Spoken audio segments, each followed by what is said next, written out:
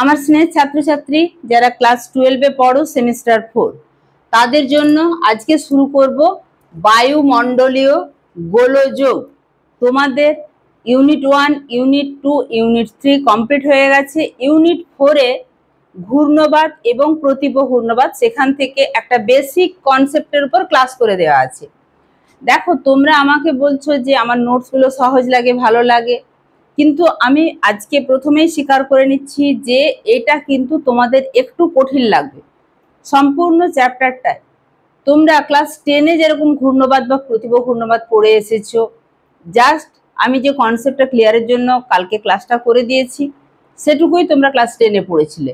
কিন্তু এখানে ঘূর্ণবাতের গঠন, ক্রান্তীয় ঘূর্ণবাতের গঠন, নাতিশীতোষ্ণ ঘূর্ণবাতের জীবনচক্র, এই সমস্ত ব্যাপারটা যেমন তোমাদের একটু কঠিন লাগবে, আবার এরপরে জলবায়ু শ্রেণীবিভাগ আছে সেটাও একটু কঠিন লাগতে পারে। আমি চেষ্টা করব যতটা সম্ভব সহজ করে তোমাদেরকে বোঝানো যায়। তোমরা কেউ কেউ রিকোয়েস্ট করেছো প্র্যাকটিক্যাল ক্লাসগুলোও তোমাদেরকে করে দিই। সেটা স্কুল খুললে অবশ্যই আমার স্কুলের স্টুডেন্টদের যখন ক্লাস নেব সেই ক্লাসগুলো ভিডিও করে তোমাদের জন্য আপলোড করে দেবো। আমার মনে হয় সেখান থেকে তোমাদের বুঝতে সুবিধা হবে, কোনো অসুবিধা হবে না। অসুবিধা হলে তখন আবার আমাকে জানিও, আমি সেরকমভাবে তোমাদের জন্য ক্লাস করে দেবো। যাই হোক, বায়ুমণ্ডলীয় গোলযোগ, এটা তোমাদের যে অ্যাটমসফিয়ার চ্যাপ্টার, সেখানে এই বায়ুমণ্ডলে কোন কোন বিষয়গুলো বায়ুমণ্ডলের স্বাভাবিক জিনিসকে নষ্ট করে অস্থিরতা সৃষ্টি করে, অর্থাৎ সেখানে ঘূর্ণবাত আছে, প্রতিপ ঘূর্ণবাত আছে, ঘূর্ণবাত প্রতিপ ঘূর্ণবাত, এগুলো ভূপৃষ্ঠের নিকটবর্তী অংশে, ভূপৃষ্ঠ থেকে একটু উপরে জেট স্ট্রিম, এটাও আমরা ডিটেল পড়ব। যে বায়ুমণ্ডলীয় গোলযোগ কি না, স্থানীয়ভাবে স্বল্প এলাকা জুড়ে গড়ে ওঠা মূলত চাপের তারতম্যের কারণে উচ্চচাপ ও নিম্নচাপকে কেন্দ্র করে অনিয়মিত এবং আকস্মিক, এই কথাগুলো কালকের ক্লাসেও বলেছি, তোমরা অবশ্যই প্রত্যেকটা ক্লাস পরপর করবে, তাহলে লিঙ্ক থাকবে, বুঝতে সুবিধা হবে। না হলে যদি মাঝখান থেকে কোনো একটা দেখো তখন কিন্তু ব্যাপারটা অসুবিধা হবে। বা শুধু আমি পিডিএফটা নেয়ার জন্যই গ্রুপে জয়েন করেছি, পিডিএফ এর কোন অংশগুলো খুব গুরুত্বপূর্ণ, কোন ছবিটা গুরুত্বপূর্ণ, এটা কিন্তু ক্লাসের মধ্যেই আলোচনা করা থাকে। তাই অবশ্যই ক্লাসটা দেখে ক্লাস নোটসটা ফলো করবে, তাতে তোমাদেরই বুঝতে সুবিধা হবে। তাহলে অনিয়মিত এবং আকস্মিকভাবে যে বায়ু প্রবাহিত হয় তাকে বলে আকস্মিক বায়ু প্রবাহ। এটা আমরা একদম প্রথম থেকে জানি, অর্থাৎ আমরা ক্লাস 8-এ পড়েছি, আবার 10-এ পড়েছি। এই বায়ু প্রবাহের বৈশিষ্ট্য ভূপৃষ্ঠের সকল বায়ুর থেকে আলাদা। আকস্মিক বায়ু প্রবাহের জন্য বায়ুমণ্ডলের যে স্থিতাবস্থা সেটা যখন নষ্ট হয় তখন তাকে বলে বায়ুমণ্ডলীয় গোলযোগ। তাহলে আমরা যদি বায়ুমণ্ডলীয় গোলযোগকে একটু সংজ্ঞা আকারে দেখে নিই, আঞ্চলিকভাবে স্বল্প পরিসরে সৃষ্ট উচ্চচাপ, প্রথমে তো বলে দিয়েছিলাম যে আঞ্চলিকভাবে স্বল্প পরিসরে সৃষ্ট এবং অবশ্যই উচ্চচাপ এবং নিম্নচাপকে কেন্দ্র করে প্রবাহিত আকস্মিক বায়ু প্রবাহের জন্য বায়ুমণ্ডলের যে অস্থিরতার সৃষ্টি হয়, এই অস্থিরতার সৃষ্টিটাই হচ্ছে বায়ুমণ্ডলীয় গোলযোগ বা অ্যাটমসফিয়ারিক ডিস্টারবেন্স। তোমরা পুরো নোটসটা পিডিএফটা পাওয়ার জন্য অবশ্যই স্ক্রিনে দেওয়া হোয়াটসঅ্যাপ নাম্বারে কন্ট্যাক্ট করবে। আগের পিডিএফগুলো যদি তোমাদের দরকার হয় আমি পাঠিয়ে দেবো। এবারে আমরা দেখব এই অ্যাটমসফিয়ারিক ডিস্টারবেন্সেস উদাহরণ কি কি। ঘূর্ণবাত, প্রতিপ ঘূর্ণবাত, বজ্রঝড়, শিলাবৃষ্টি, তুষারপাত প্রভৃতি বায়ুমণ্ডলের নিম্ন অংশে অস্থিরতার সৃষ্টি করে। আর যেটা বলছিলাম যে বায়ুমণ্ডলের উচ্চ অংশে তাহলে কে অস্থিরতার সৃষ্টি করে না, উচ্চ অংশে অস্থিরতা, উচ্চ বলতে খুব বেশি নয়, জাস্ট ট্রপোস্ফিয়ারের উপরের অংশে যেখানে জেট বায়ু প্রবাহিত হয়, জেট বায়ু প্রবাহ হলো উচ্চ বায়ুমণ্ডলীয় গোলযোগ। এই সমস্ত ব্যাপারগুলি কিন্তু আমাদের জানতে হবে বায়ুমণ্ডলীয় গোলযোগ এই চ্যাপ্টারটিতে। এরপরে এই যে আমি বললাম ঘূর্ণবাত, প্রতিপ ঘূর্ণবাত, বজ্রঝড়, শিলাবৃষ্টি, তুষারপাত, এর আমরা ডিটেলস পড়বো ঘূর্ণবাত এবং প্রতিপ ঘূর্ণবাত নিয়ে। এই ঘূর্ণবাত বা ঘূর্ণিঝড় তার সংজ্ঞা কি না, ঘূর্ণিঝড় বা ঘূর্ণবাতকে ইংরেজিতে বলে সাইক্লোন। সাইক্লোন কথাটা আমরা সবাই শুনেছি, গ্রিক শব্দ কুক্লোমা, KUKLOMA অর্থাৎ তার মানে কি সাপের কুণ্ডলী থেকে এই সাইক্লোন কথাটি উদ্ভব হয়েছে। উপগ্রহ থেকে পাঠানো যদি ঘূর্ণিঝড়ের ছবি দেখা যায়, দেখলে মনে হবে যেন একটা সাপের কুণ্ডলী বা কয়েল অফ স্নেক। ঘূর্ণিঝড়ের ক্ষেত্রে পেঁচালো আকৃতির মেঘ, spiral shape of cloud band লক্ষ্য করা যায়, তাই একে সাইক্লোন বলে। 1848 সালে, তোমাদের শর্ট কোশ্চেন পড়ার সম্ভাবনা নেই, তাও একটা নোটস কমপ্লিট করতে গেলে যে ডেটাটুকু না দিলেই নয় সেটা দিতে হয়। 1848 সালে হেনরি পিডিংটন সর্বপ্রথম, এটা তোমরা দেখে নাও, হেনরি পিডিংটন সর্বপ্রথম এই সাইক্লোন শব্দটি ব্যবহার করেন। এখানে দেখো যে সাপের কুণ্ডলীর মতো বলছিলাম, এখানে লো প্রেসার অঞ্চল, তাকে কেন্দ্র করে এই যে আস্তে আস্তে আস্তে আস্তে বাইরের দিকে যে চাপটা বেড়েছে তোমরা দেখতে পাচ্ছ, আবার এখানে একটা কুণ্ডলী সেখান থেকে এই দিকে বেড়েছে, এইভাবে ঘূর্ণিঝড়ের উৎপত্তি হয়। আমরা পুরো ব্যাপারটা দেখব। এর মধ্যে আবার ঘূর্ণিঝড় ক্রান্তীয় অঞ্চলে একরকম ভাবে তৈরি হয়, নাতিশীতোষ্ণ অঞ্চলে একরকম ভাবে তৈরি হয়। এরপরে আমরা দেখব ঘূর্ণিঝড় বা ঘূর্ণবাতের বৈশিষ্ট্য। প্রথম বৈশিষ্ট্য হচ্ছে নিম্নচাপ যুক্ত কেন্দ্র। একদম কেন্দ্রে কম চাপ থাকবে, ধীরে ধীরে বৃত্তাকার বা উপবৃত্তাকার এইরকম সমচাপ রেখাগুলি অবস্থান করবে। তাহলে নিম্নচাপ যুক্ত কেন্দ্র এবং বাইরের দিকের বায়ুচাপ বাড়তে থাকে। সমচাপ রেখার প্রকৃতি বৃত্তাকার বা উপবৃত্তাকার এবং ঘন সন্নিবিষ্ট হয়।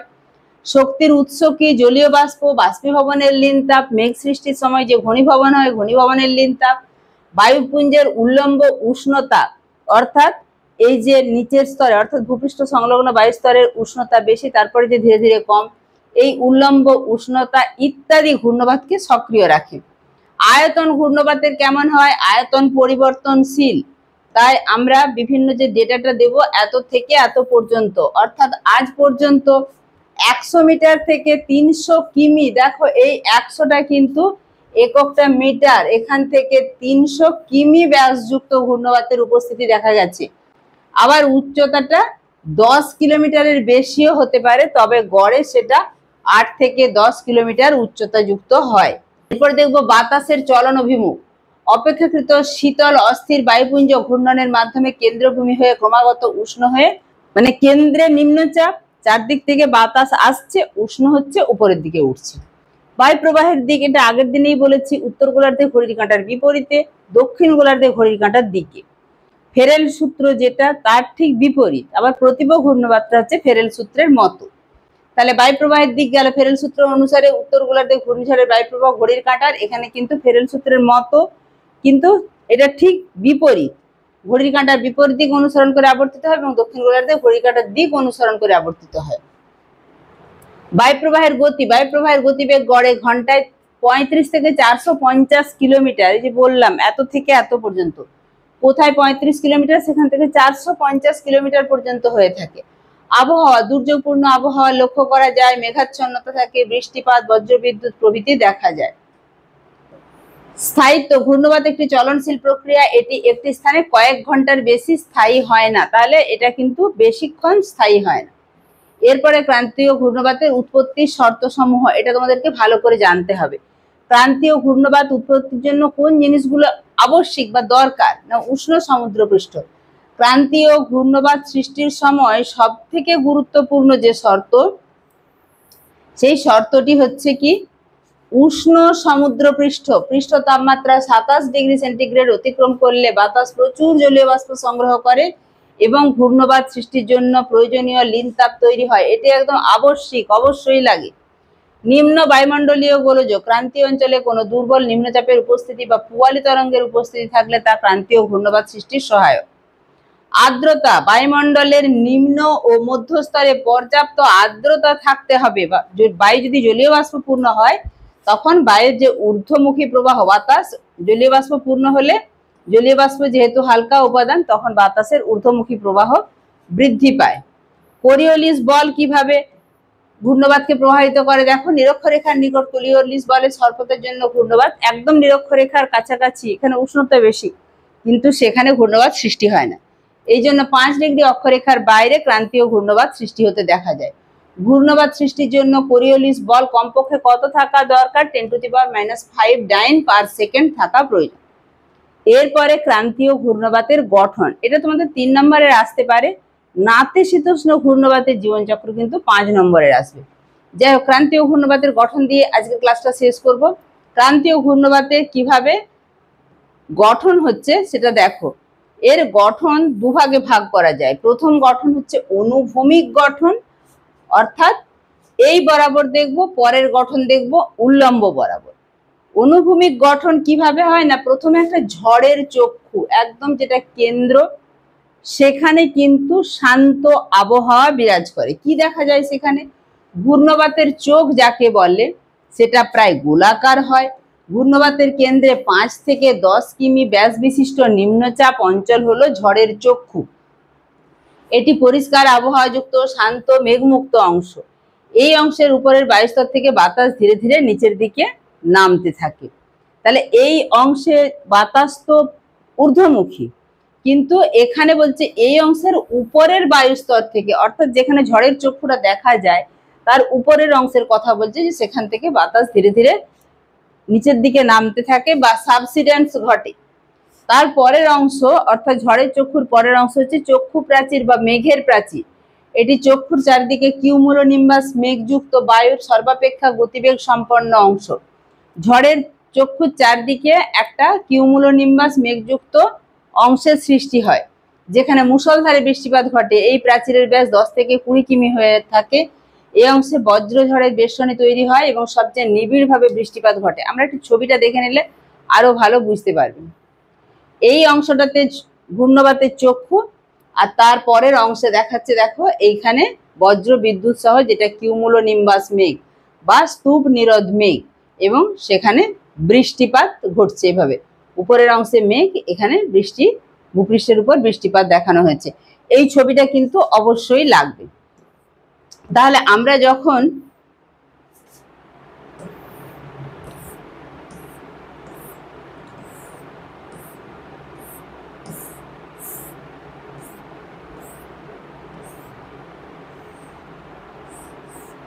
আমরা যখন চক্ষু প্রাচীর বা মেঘের প্রাচীর দেখলাম, এই অংশেও ছবিটা দিতে পারো। ছবিটা কাছে থাকলে তোমাদের পড়তে সুবিধা হবে। এই অংশটা তোমরা যে বই থেকেই পড়ো না কেন বেশ জটিল লাগবে। আমি যথেষ্ট সহজ করে তোমাদেরকে এটা উপস্থাপিত করার চেষ্টা করেছি। এর পরের অংশ কুণ্ডলী বলয় বা স্পাইরাল ব্যান্ড। মেঘের দেওয়াল, যেটা ছবিটা দেখালাম, মেঘের দেওয়াল বা চোখের দেওয়ালকে ঘিরে থাকে। যেটা মেঘের দেওয়াল সেটাই চোখের দেওয়াল, যেটার ইংরেজি হচ্ছে চক্ষু প্রাচীর বা মেঘের প্রাচীর, আই ওয়াল অর ক্লাউড ওয়াল। একে ঘিরে থাকে দুটি স্পাইরাল ব্যান্ড, যেগুলি উপগ্রহ চিত্রে নিহারিকার মতো দেখায়। এই ব্যান্ড দুটি শত শত কিমি দীর্ঘ হলেও চওড়ায় মাত্র কয়েক কিমি হতে পারে। এই ব্যান্ডগুলিকে রেন ব্যান্ড এবং ফিডার ব্যান্ড বলা হয়। এগুলি প্রচুর ঝড় বৃষ্টি বয়ে আনে এবং কেন্দ্রের দিকে অগ্রসর হয়। ঘূর্ণিঝড়ের সঙ্গে এই ব্যান্ড দুটিও আবর্তন করতে থাকে। পরের অংশ অঙ্গুরীয় বলয়। তোমাদের দেখো একদম খুব ছোট ছোট করে লিখে দিয়েছি, যাতে তোমাদের জাস্ট হেডিং গুলো মনে রাখলে তোমরা এক লাইন করে লিখতে পারো। এটি কুণ্ডলী বলয়ের আবার বাইরের অংশ। এর আগের অংশটা আমরা স্পাইরাল ব্যান্ড পড়লাম, তার বাইরের অংশ অঙ্গুরীয় বলয়। এখানে ঝড়ের বেগ কমতে থাকে। এরপরে বাইরের দিকে যত যাব তত ঝড় বৃষ্টি দুটোই কমতে থাকবে। পরের অংশ হচ্ছে বহিস্থ পরিচালন বলয়, আউটার কানেকটিভ বেল্ট। অঙ্গুরীয় বলয়ের বাইরের দিকে নিমজ্জিত বহির্মুখী বায়ু এবং কেন্দ্রমুখী বায়ুর মিলনের ফলে পরিচালন প্রক্রিয়া বৃদ্ধি পেয়ে মেঘ এবং বৃষ্টিপাত সংঘটিত হয়। তারপরে আরো বাইরের দিকের অংশ যেটা সীমান্তবর্তী বলয়, যেটা পেরিফেরাল বেল্ট। এটি ক্রান্তীয় ঘূর্ণবাতের সবচেয়ে বাইরের দিকের অংশ। এখানে ঝড়ের দাপট কম থাকে, একই সাথে মেঘ বৃষ্টিপাতও কম হয়। এটা তো গেল অনুভূমিক গঠন, অর্থাৎ পরপর তোমাদেরকে কি বললাম, অনুভূমিক ভাবে কেন্দ্র যেটা ঝড়ের চক্ষু, তার বাইরে স্পাইরাল ব্যান্ড বা মেঘের ওয়াল, এই সমস্ত অংশগুলো অনুভূমিক ভাবে। এবার উল্লম্ব গঠনে কি হয়, অর্থাৎ যেটা নিচ থেকে উপরের দিকে, অন্তঃপ্রবাহ স্তর ইনফ্লো লেয়ার, ভূপৃষ্ঠ থেকে সর্বোচ্চ 3 কিমি উচ্চতা পর্যন্ত। এইটা সবসময় যেটা উল্লম্ব গঠন সেটা উপরের দিকে 3 কিমি উচ্চতা পর্যন্ত বিস্তৃত এই স্তর। এখানে বায়ুর কেন্দ্রমুখী প্রবাহ, বাষ্পীভবন, ঘনীভবন ঘটে। পরিচালন প্রক্রিয়া চলতে থাকে এবং মেঘ সৃষ্টি হয়। এই স্তরে ঝঞ্ঝার, আবর্ত, ঘূর্ণি, ভর্টেক্স সৃষ্টি হয়। মধ্যস্তর অন্তঃপ্রবাহ স্তরের উপরে, মানে যেটা আমরা 3 কিলোমিটার পর্যন্ত বললাম তার উপরের অংশে 6 থেকে 7 কিমি উচ্চতা পর্যন্ত মূল ঘূর্ণি যুক্ত স্তর হচ্ছে মধ্যস্তর। তারপরের অংশ হচ্ছে বহিঃপ্রবাহ স্তর, মধ্যস্তরের উপর থেকে প্রায় 16 কিমি উচ্চতা পর্যন্ত বা ট্রপোপজ পর্যন্ত, একদম উপরের অংশ ঘূর্ণবাদ যেটা বা ঘূর্ণিঝড় তার একদম উপরের অংশ যেটা ট্রপোপজ পর্যন্ত প্রসারিত ওই স্তরটি। এই অংশে বায়ুর উচ্চচাপ থাকে এবং প্রতিভা ঘূর্ণবাতের মতো বায়ু বেরিয়ে যায়, ফলে কিছু বায়ু নিম্নগামী হয়ে ধীরে ধীরে নিচের দিকে নামতে থাকে। তারপর তোমরা এইটা ঘূর্ণবাতের যে সৃষ্টির বিভিন্ন পর্যায়, অর্থাৎ তার অনুভূমিক্রম উল্লম্বক্রম দেখানো হলো, সবগুলো তোমরা লিখবে, সঙ্গে ছবিটা আঁকবে। ভিডিওটা ভালো লাগলে অবশ্যই একটা লাইক করো। তোমরা আমার মানে হোয়াটসঅ্যাপ নাম্বারে যুক্ত হয়ে পিডিএফগুলো নিয়ে নাও, সঙ্গে ক্লাসগুলো দেখো, আমি প্র্যাকটিক্যাল ক্লাসগুলোও তোমাদেরকে করিয়ে দেবো। তাই এই আমার নাম্বার পাওয়া বা ক্লাসগুলো পাওয়ার জন্য ভিডিওটাকে বেশি বেশি করে বন্ধুদের মাঝে শেয়ার করে দিও। আর যদি চ্যানেলে নতুন হয়ে থাকবো, আশা করবো তোমরা অলরেডি চ্যানেলটা সাবস্ক্রাইব করে নিয়েছো। নিচে যদি হাইপ পয়েন্ট দেখায়, হাইপ পয়েন্টটাও যোগ করতে ভুলো না। তোমাদের এই হাইপ পয়েন্ট যোগ বা তোমাদের লাইক করা আমাকে বেশি বেশি করে ক্লাস করতে ইন্সপায়ার করবে। দেখা হচ্ছে আবার একটা ক্লাস নিয়ে। টাটা।